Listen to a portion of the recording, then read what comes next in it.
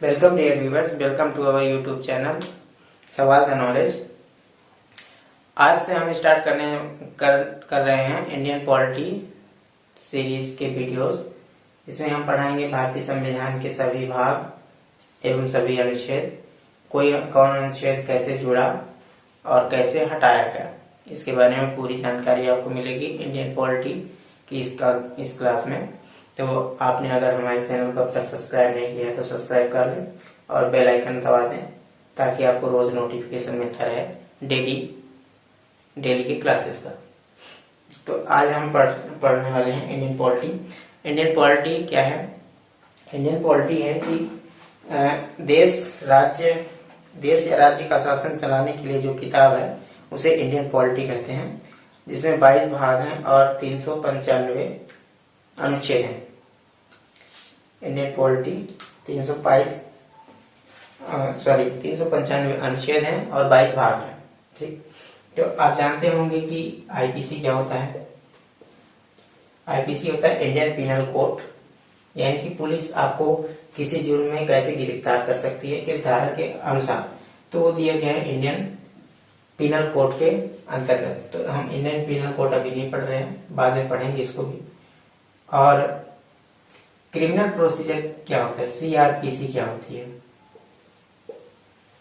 भारतीय संविधान में सीआरपीसी क्या होती है, मतलब कि जज के सामने आपको किस प्रोसीजर के थ्रू गुजरना पड़ेगा, कोर्ट में या कोर्ट प्रोसीजर, इसी को बोलते हैं कोर्ट प्रोसीजर।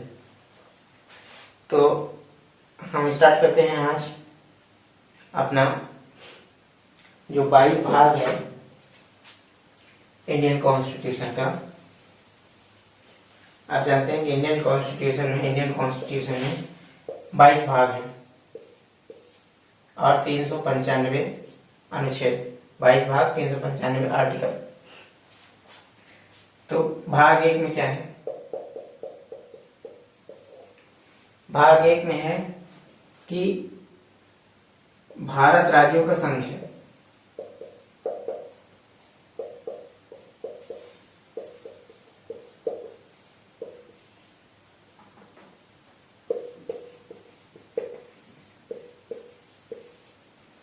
भारत राज्यों का संघ है। तो भारत राज्यों का संघ है। आप कौन कौन से राज्य हैं भारत में, इसकी जानकारी कहां से मिलेगी? तो ये पहला बात लिखी गई है। दूसरी बात लिखी गई है कि राज्यों की जानकारी के लिए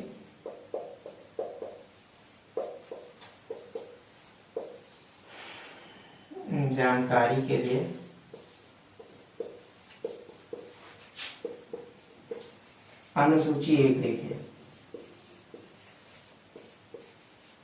अनुसूची 1 देखें। यानी कि आपको अगर इंडियन कॉन्स्टिट्यूशन पढ़ना है तो सबसे पहले यही पढ़ना पड़ेगा कि भारत के राज्य कौन कौन से हैं। अब भारत के राज्य कौन कौन से हैं, इसके लिए आपको भाग 1 की अनुसूची 1 में जाना पड़ेगा। उसमें दिया गया होगा कि राज्य का क्षेत्रफल कितना है, राज्य कब बनाया गया, किस सन में बनाया गया, राज्य का नाम कैसे रखा गया है।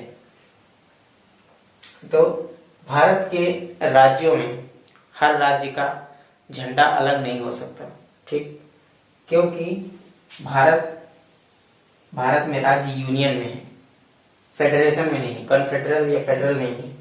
फेडरल या कॉन्फेडरल, पर कॉन्फेडरल जो होता है, कॉन्फेडरल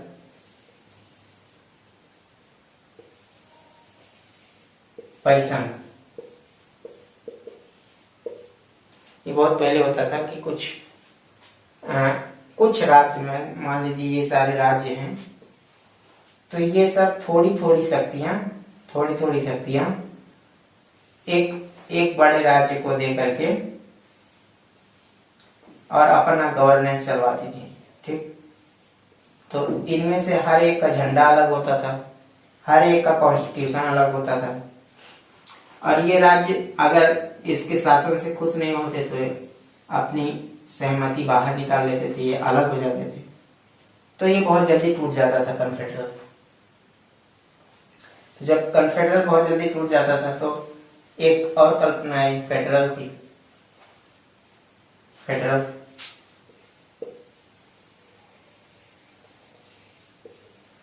फेडरल इसी का नया वर्जन है, मतलब कि इसका संघ। जैसे कि यूएसए है, यूएसए में लगभग 50 देश हैं, 50 का झंडा अलग है, 50 की कॉन्स्टिट्यूशन अलग है, ज्यूरिसडिक्शन अलग है, लेकिन सभी एक साथ रह करके अपनी सारी शक्तियां यूएसए को दे रही हैं और उसके थ्रू यूएसए गठित हुआ। लेकिन अगर इसमें से चाहे तो कोई देश बाहर हो सकता है, लेकिन यूनियन, भारत राज्यों का यूनियन है तो यूनियन से अलग नहीं हो सकते।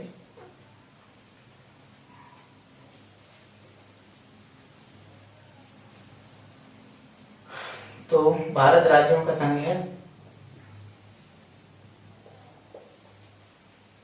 अब राज्य में कौन कौन से राज्य, भाई राज्य किसी क्षेत्र का होगा ना, तो उसमें क्षेत्रफल होगी, राज्य का क्षेत्रफल होगा। तो क्षेत्रफल तो क्षेत्र के हिसाब से कैसे बांटा गया है उसमें, तो सबसे पहले बांटा गया राज्य। राज्य कितने हैं? 28 अभी वर्तमान में। और यूनियन टेरिटरीज, केंद्र शासित प्रदेश कितने हैं? अभी वर्तमान में है 8। और अर्जित क्षेत्र,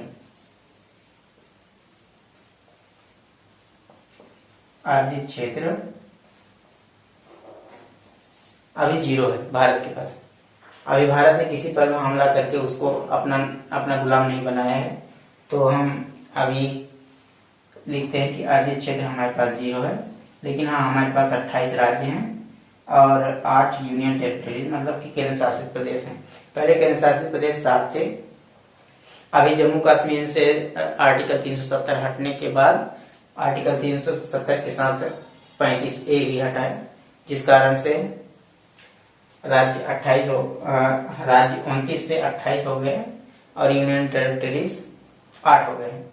पहले जम्मू कश्मीर का एक अलग झंडा था, उसका अलग कॉन्स्टिट्यूशन था।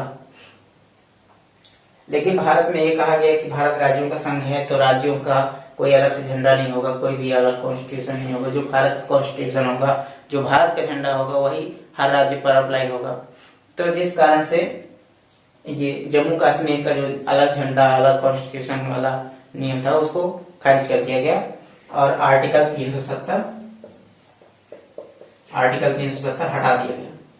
आर्टिकल 370 हटाया गया। तो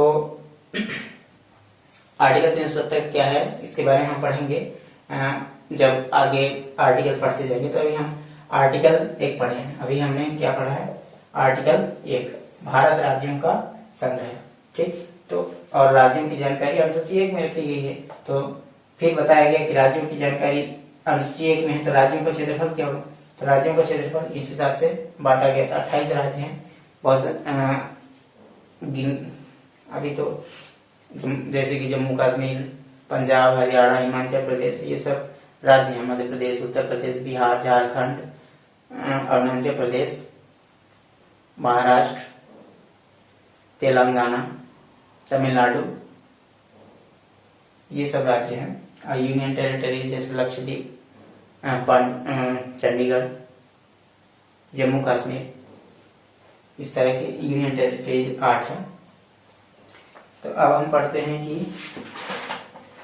अनुच्छेद 2 क्या है, आर्टिकल 2 क्या है।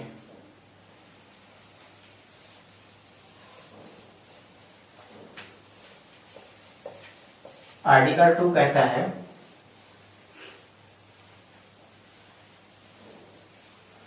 कि राष्ट्रपति के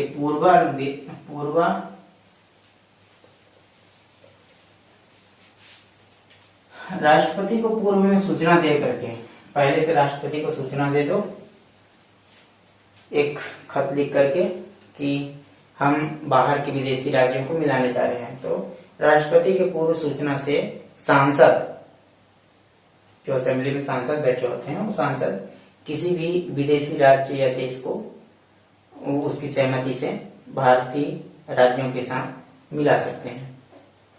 ठीक, इसमें राष्ट्रपति कोई हस्ताक्षर नहीं कर सकता। जैसे कि 16 मई 1974 को 16 मई 1974 को सिक्किम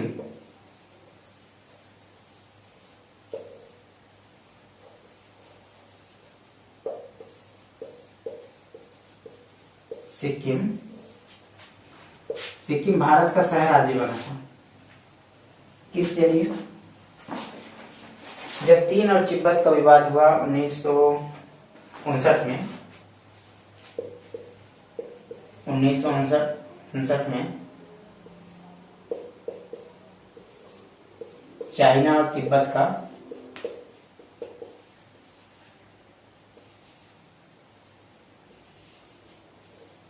विवाद के कारण सिक्किम असुरक्षित महसूस कर रहा था। तो सिक्किम ने कहा कि सिक्किम राज्य ने भारत से मदद मांगी कि हमें आपके राज्य के साथ आपके देश के साथ मिलना है। तो संविधान में 35वां संशोधन कराया गया।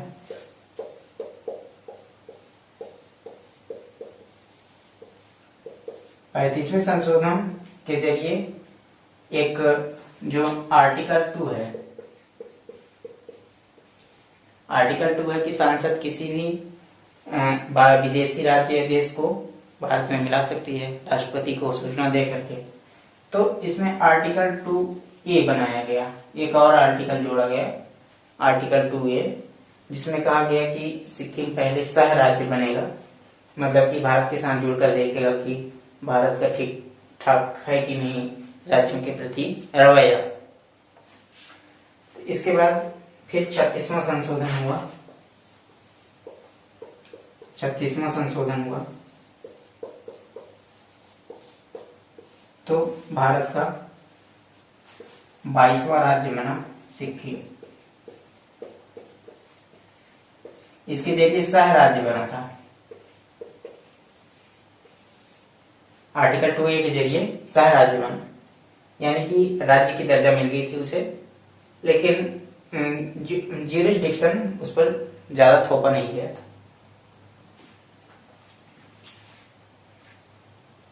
तो 36वें संशोधन 1900 ये कब हुआ था? 1975। ये हुआ था 35वां संशोधन 1974 में। तो भारत में सिक्किम कब मिला? 16 मई 1975 को मिला।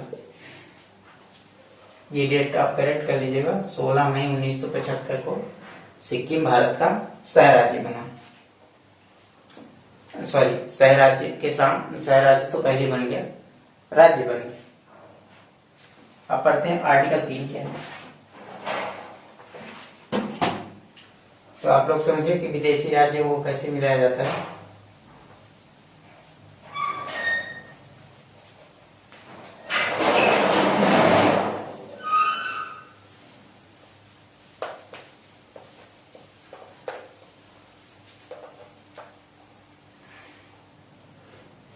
अब आर्टिकल 3 पढ़ते हैं। आर्टिकल 3 है कि राष्ट्रपति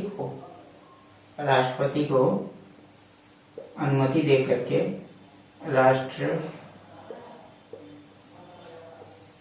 राष्ट्रपति को सूचना दे करके संसद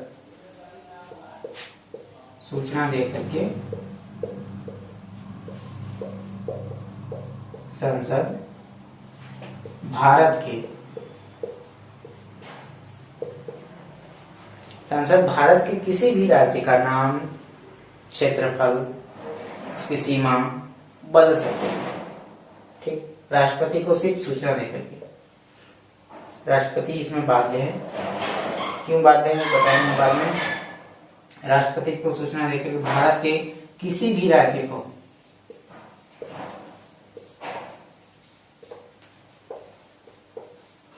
किसी भी राज्य का सीमा क्षेत्र, किसी भी राज्य का नाम कि उसी राज्य का सीमा क्षेत्र, जैसे कि ये बदला गया, आप बताते हैं कि नाम बदला कैसे गया। जैसे कि ओडिशा था, पहले उड़ीसा नाम था, उड़ीसा राज्य का उड़ीसा, लेकिन अभी इसको ओडिशा बोलते हैं।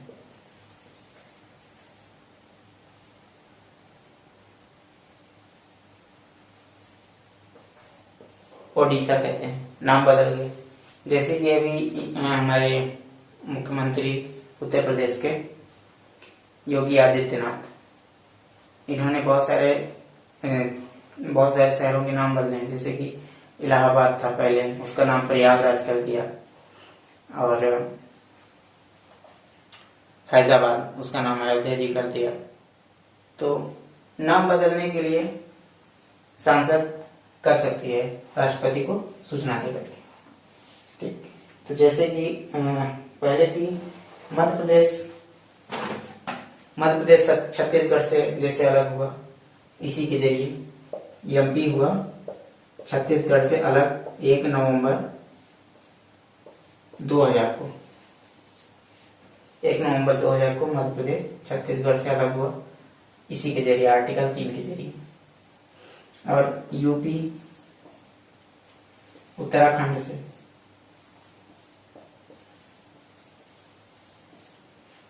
9 नवंबर को अलग हुआ, 9 नवंबर 2000 को।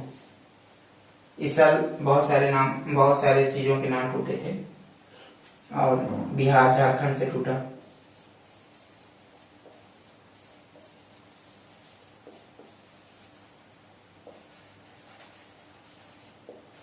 बिहार झारखंड से 15 नवंबर 2000 को अलग किया गया। इसमें राष्ट्रपति बाध्य है। ठीक, अब राष्ट्रपति बाध्य क्यों है? क्योंकि इसको आर्टिकल 368 के बाहर रखा गया है।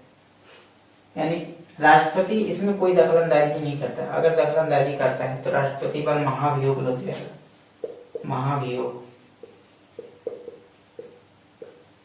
महाभियोग का मतलब है राष्ट्रपति को कैसे उसके पद से हटाया जाएगा। इसकी जानकारी आर्टिकल 61 में है। इसके बारे में हम बताएंगे बाद में कि महाभियोग कैसे लगता है और इसकी क्राइटेरिया क्या है। तो आर्टिकल 3, राष्ट्रपति को सूचना दे करके संसद भारत के किसी भी राज्य का सीमा क्षेत्र और नाम बदल सकती है।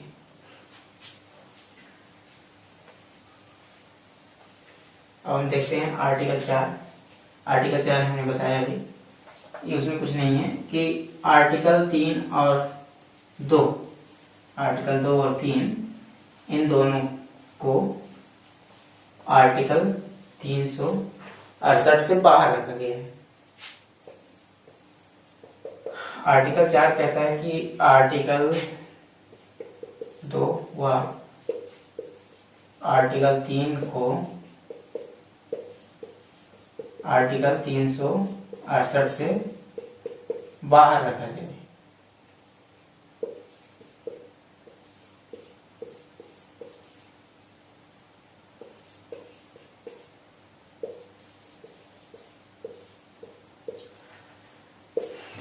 के बाहर रखा जाए। क्यों? क्योंकि आर्टिकल 368 में राष्ट्रपति को विशेष अधिकार है। राष्ट्रपति शासन लगाने के लिए राष्ट्रपति को विशेष अधिकार है, इसलिए आर्टिकल 368 से ही बाहर रख दिया है ताकि राष्ट्रपति आर्टिकल 2 और आर्टिकल 3 के काम में कोई दखलंदाजी ना कर सके। तो आई होप आप लोग समझ गए होंगे आर्टिकल 4 क्या है। अब हम चर्चा कर लेते हैं कि इसके साथ कुछ जोड़े हुए विवाद, क्या क्या विवाद रहे हैं 4 आर्टिकल्स में। तो पहले हम देखते हैं कि जो अखंड भारत है,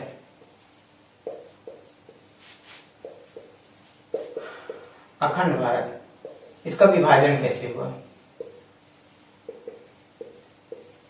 अखंड भारत, आप जानते हैं कि अखंड भारत कितना बड़ा था। अफगानिस्तान, पाकिस्तान, भारत और बांग्लादेश, म्यांमार, वहां तक, बर्मा तक फैला हुआ था इसका साम्राज्य अखंड भारत का। तो अखंड भारत सबसे पहले टूटा था अफगानिस्तान को अलग कर दिया रेड क्लिफ लाइन में, सॉरी डूरन लाइन में। अफगानिस्तान को पाकिस्तान से अलग करने वाले लाइन को क्या बोलते हैं? Durand line.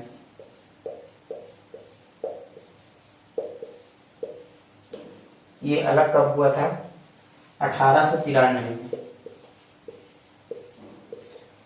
जब अंग्रेजी शासन भारत में आई थी। तो अफगानिस्तान का ज्यादातर हिस्सा पहाड़ी इलाका है, तो वहां पर ज्यादा काम की चीजें नहीं थी, तो अंग्रेजों ने अफगानिस्तान को अलग कर दिया, डूरन लाइन खींच करके अलग कर दिया।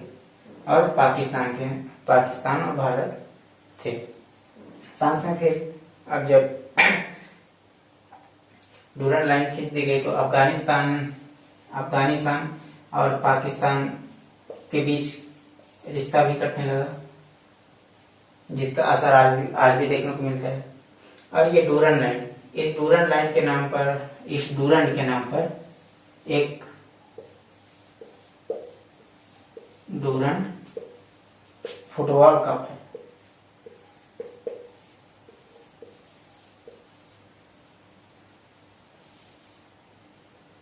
तो कभी कभी कॉम्पिटेटिव एग्जाम्स में पूछता है कि डूरंट कप क्या है, तो फुटबॉल प्लेयर्स के लिए डूरंट कप होती है। तो हम अफगानिस्तान और पाकिस्तान कैसे अलग हुआ, मतलब कि अखंड भारत कैसे विभाजित हुआ। अब दूसरा देख लेते हैं कि बर्मा कैसे हट गया, म्यांमार कैसे अलग हुआ। तो कंपनी शासन ने इंडिया, जो भारत पर हुकूमत करना चाहता था, तो भारत शासन हिंदी लिखते हैं, भारत शासन अधिनियम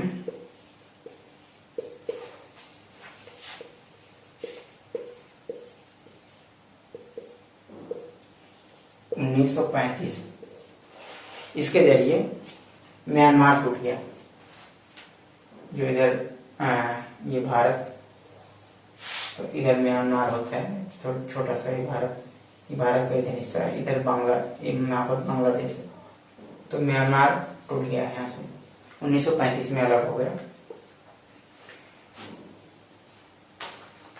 ये कैसे हुआ कि भारत शासन ने नया नाम दे दिया म्यांमार को। पहले इसका पुराना नाम, पहले वर्मा नाम था इसका, अभी म्यांमार है।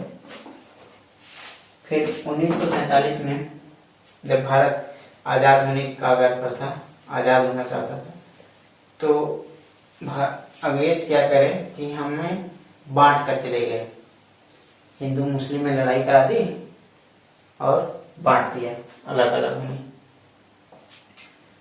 कह दिया कि जो पहले एक बात तो कि पहले भारत में बहुत ज्यादा देसी रियासतें थी, मतलब प्रिंसली स्टेट थे, लगभग 565 प्रिंसली स्टेट थे। तो प्रिंसली स्टेट एक छोटा, मान लीजिए कि 1 जिला, 2 जिला या 10 जिला मिला करके जितना भी क्षेत्रफल बनता रहा होगा, तो शासक थे, पहले शासन करते थे, राजशाही था, लोकतंत्र नहीं था, राजतंत्र से पहले चलता था, राजतंत्र। तो इस राजतंत्र को खत्म करने के लिए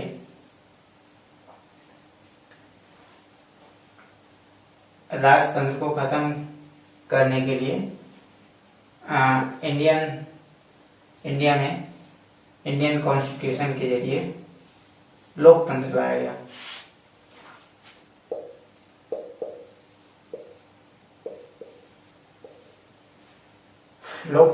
गया। अब लोकतंत्र में एक तो प्रिंसली स्टेट थे,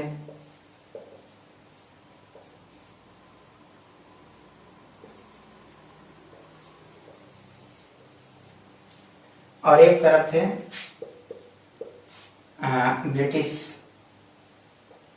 ब्रिटिश हुकूमत के राज्य, मतलब कि उसको कैसे लिख सकते हैं,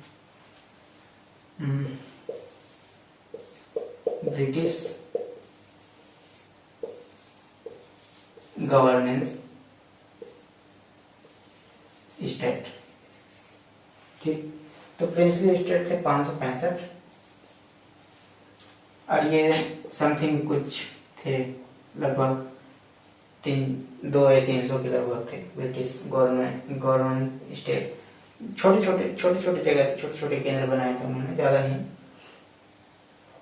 और ये छोटे छोटे जगहों से ही इस प्रिंसली स्टेट्स को कंट्रोल करते थे, जो प्रिंसली स्टेट को कंट्रोल करने के साथ भारत के पीपल्स के साथ, मतलब कि जो आम जनता है, आम जनता पर शासन करते थे। ठीक, तो हमारे महात्मा गांधी जी ने क्या किया कि इस प्रिंसली स्टेट और गवर्नमेंट, जो ब्रिटिश गवर्नमेंट स्टेट था, उसको हटाने के लिए संविधान बनवाया। संविधान कैसे बनाया कि एक तो, एक सेकंड,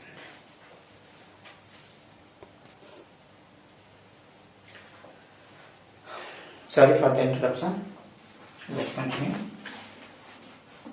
तो भारत में प्रिंसली स्टेट थे 565 के लगभग।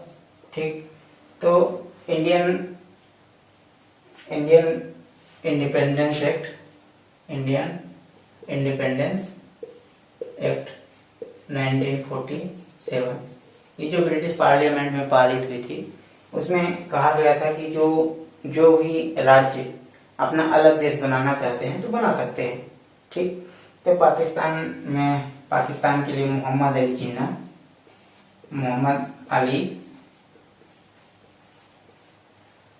जिन्ना, इन्होंने पाकिस्तान को बनाया। पाकिस्तान को ऐसे बनाया कि एक पूर्वी पाकिस्तान और एक पश्चिमी पाकिस्तान।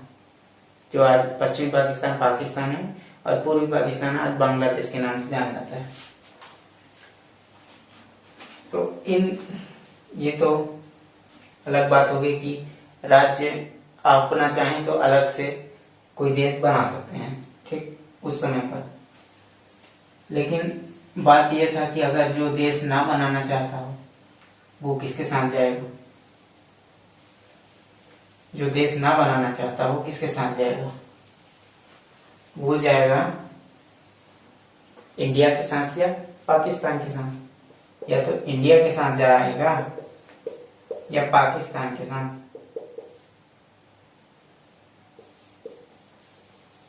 पाकिस्तान में भी एक पूर्वी था, पूर्वी पाकिस्तान आज बांग्लादेश है, और एक पश्चिमी पाकिस्तान जो आज पाकिस्तान है।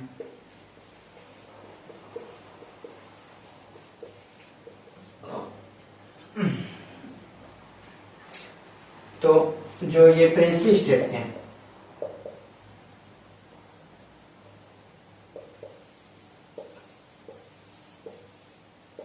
प्रिंसली स्टेट जो 565 थे, वो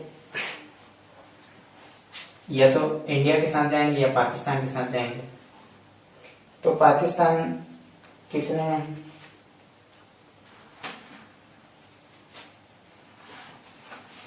पाकिस्तान लगभग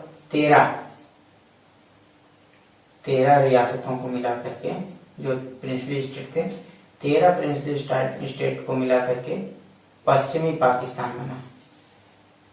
पश्चिमी पाकिस्तान 13 प्रिंसली स्टेट, इसमें से फिर 552 प्रिंसली स्टेट थे जो इंडिया के साथ विलय होने थे, ठीक। लेकिन इन 552 में से 3 जगह मामला फंस गया।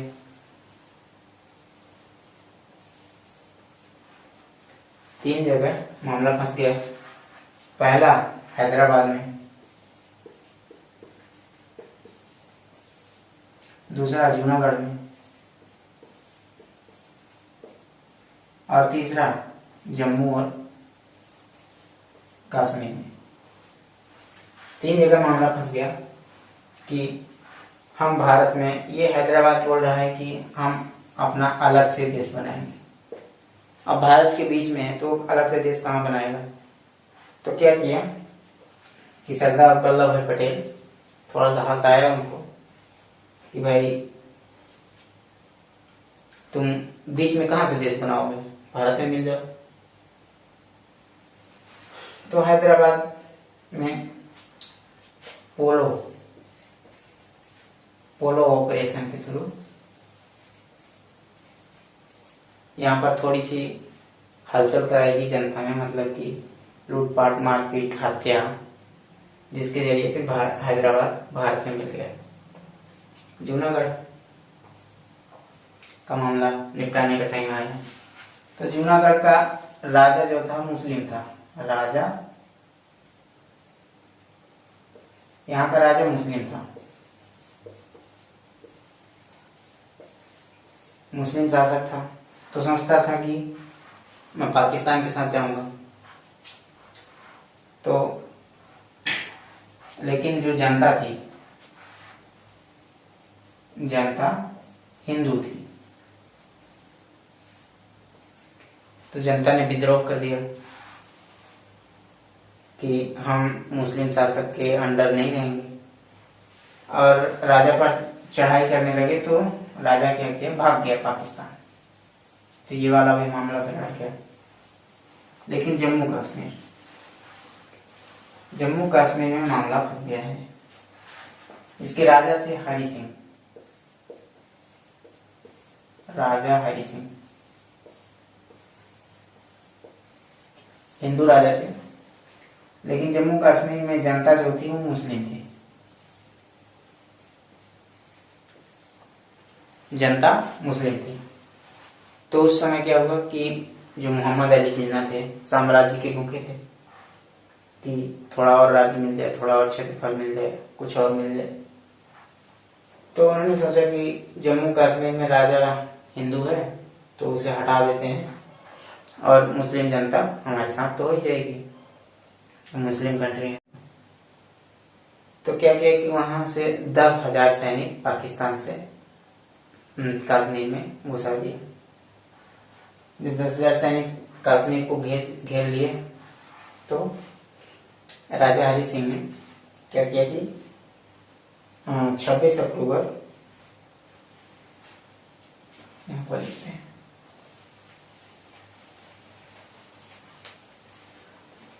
जम्मू कश्मीर के राजा हरि सिंह ने 26 अक्टूबर को, अक्टूबर 1947 को विलय पत्र पर साइन कर दिया।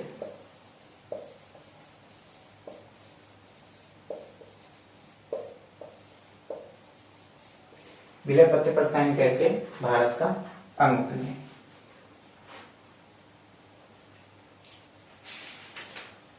फिर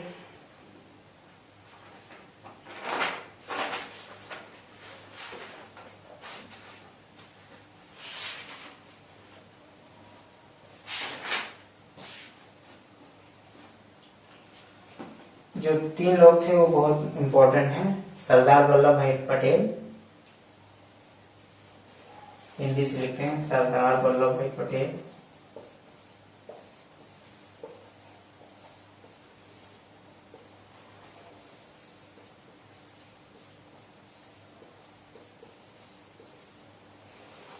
एक बीपी मेनन,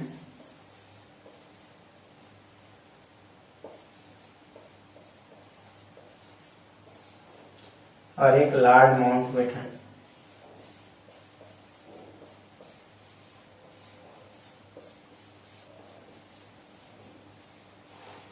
इन तीनों ने मिलकर ही पूरे प्रिंसली स्टेट्स को और जो commissioner state of British parliament था उनको एक किया था।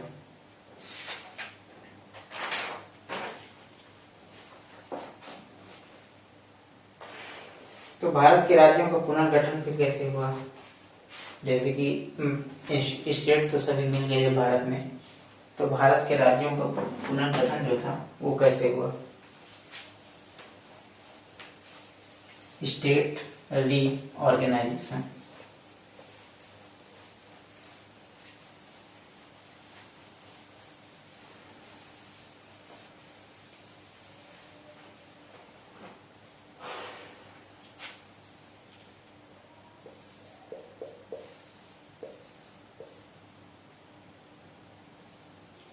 राज्य पुनर्गठन।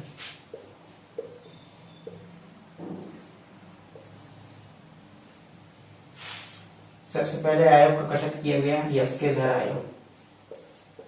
एस्केधर आयोग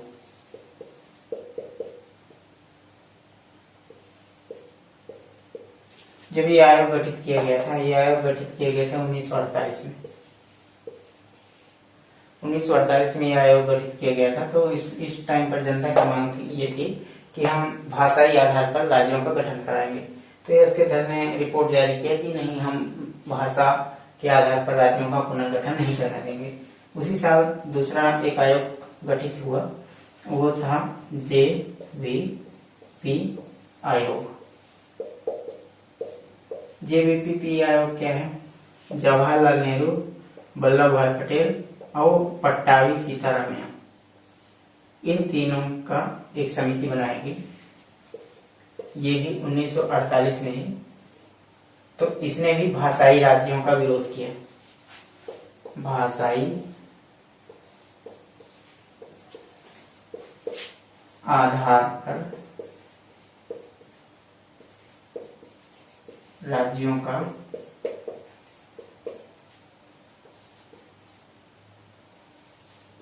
गठन को अमान्य करार दिया कि भाषाई आधार पर हम राज्य नहीं बने देंगे, क्योंकि भारत में बहुत सारे भाषा बोली जा रही है, जैसे कि कश्मीरी, सिंधी, पंजाबी, हिंदी, तमिल, तेलुगु, मलयालम, उर्दू, कन्नड़, संस्कृत, गुजराती, मराठी, नेपाली,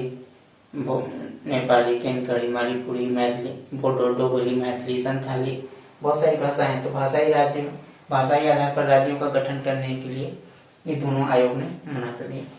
फिर क्या हुआ? फिर मामला फंस गया वहां की एक, कहाँ का आदमी था? आंध्र प्रदेश का।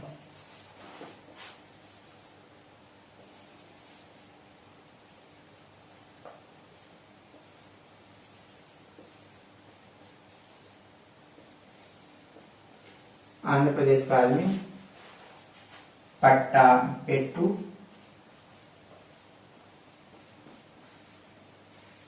श्रीरामुलु।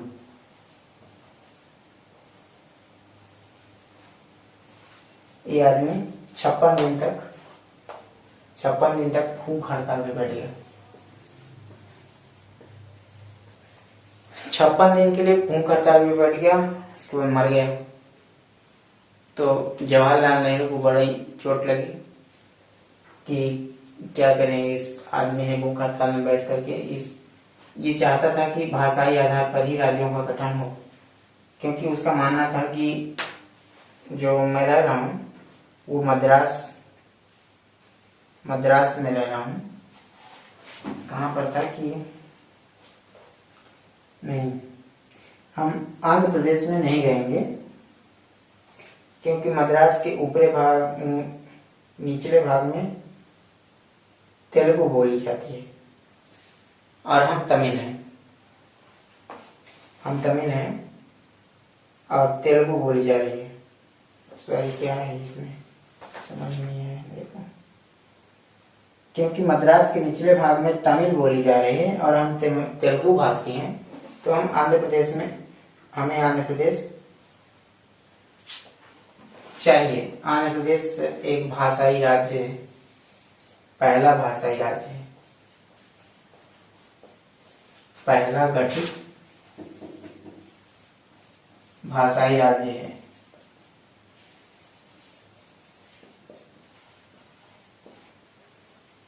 आंध्र प्रदेश पहला गठित भाषाई राज्य है और जो एस्केधर आयोग है ये पहला भाषाई राज्य पुनर्गठन का पहला आयोग है, यस्केधर आयोग।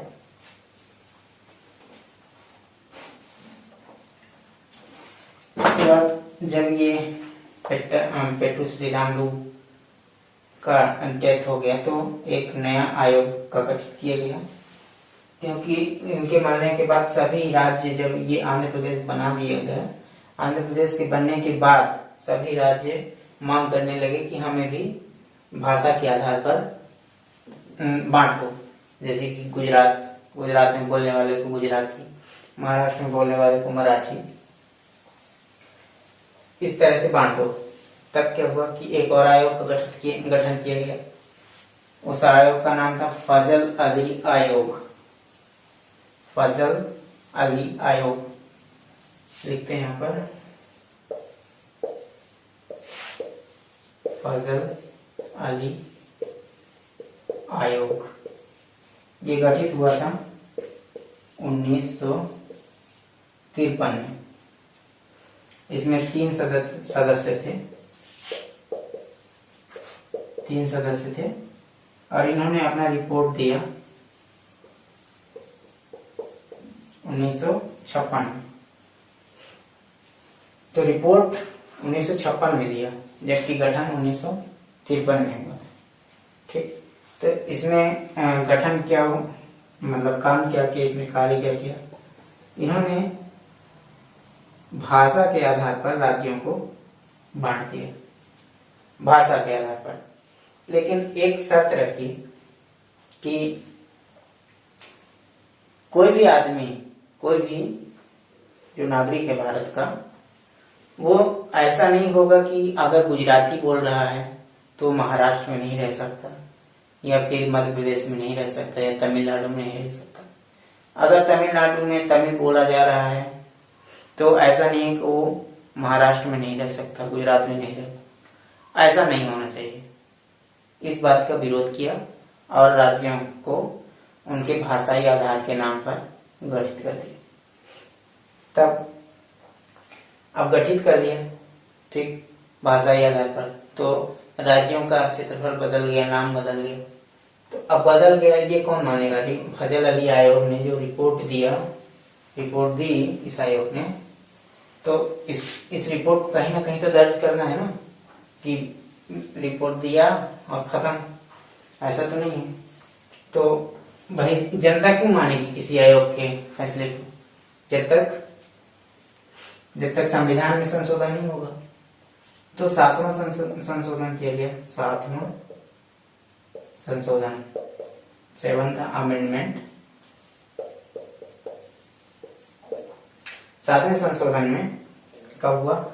1956 में फजल अली आयोग ने रिपोर्ट दी थी। तो इसमें डिफाइन कर दिया गया कि स्टेट 14 है, ठीक, 14 राज्य बांट दिए और यूनियन टेरिटरी बांट दिया 6 यूनियन टेरिटरी बना दिए और 14 स्टेट बना दिया। फिर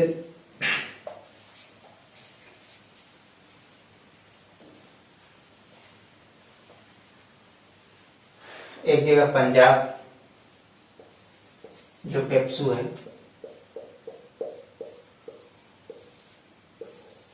पेप्सू यानी कि Patiala and east Punjab state union, Patiala and east Punjab state union, ये पेप्सू पहले बोला जाता था, पेप्सू नाम। तो ये कैसे टूट गया? शाह आयोग के गठन से।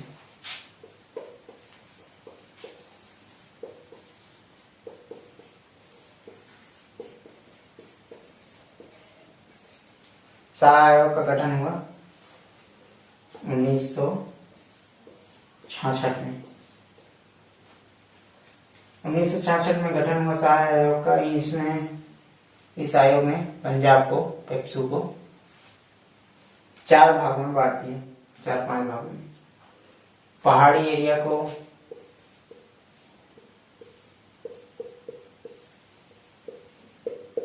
हिमाचल प्रदेश बना दिया गया।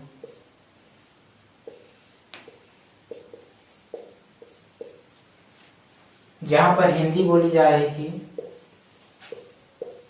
उसको हरियाणा बना दिया गया।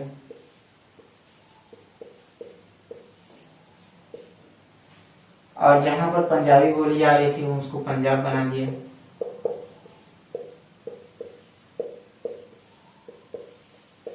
पंजाब राज्य बना दिया। और एक और यूनियन टेरिटरी बना दिए गए, यूटी, चंडीगढ़।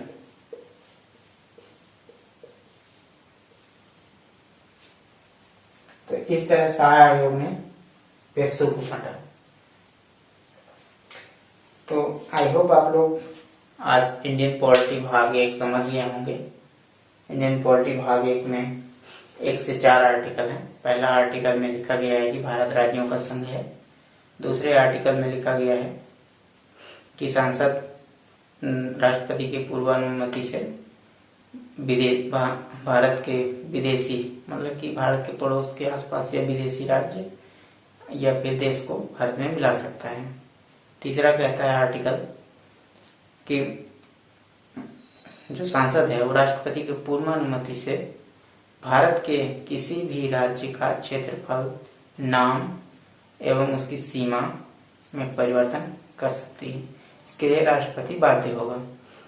चौथा आर्टिकल कहता है कि आर्टिकल 2 और आर्टिकल 3 को राष्ट्रपति के, मतलब आर्टिकल 368 के बाहर रखा जाएगा। जो आर्टिकल 368 है राष्ट्रपति को विशेष अधिकार देती है, उससे बाहर रखा जाएगा। इस तरह से हम आज पढ़े आर्टिकल 1 से 4 तक। आर्टिकल 1 में आज हमने ये भी पढ़ा है कि अनुसूची 1 क्या होती है। अनुसूची 1 में राज्यों की सीमा है, राज्य एवं राज्यों की सीमा क्षेत्र दिखाया गया है। और साथ में आर्टिकल 1 में और दिखाया गया है कि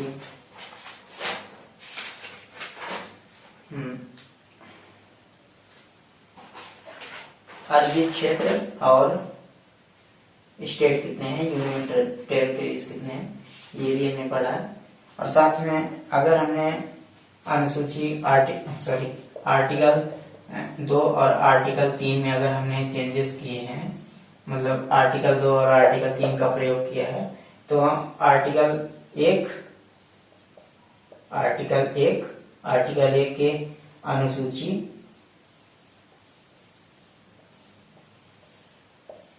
अनुसूची 1 और अनुसूची 4 में भी अनुसूची 4 में परिवर्तन हुआ, क्योंकि अनुसूची 1 में दिया गया है कि राज्यों की जानकारी। अब किसी और विदेशी राज्य को आपने मिला लिया तो कम से कम अनुसूची 1 में तो परिवर्तन करोगे ना कि भाई ये बाहर का राज्य है जो भारत में मिल गया है, तो अब भारत के इतने राज्य हो गए और इतना क्षेत्रफल हो गया भारत का। और अनुसूची 4 में क्या है कि जो सांसदों की सीमा है, जो किसी भी राज्य के कितने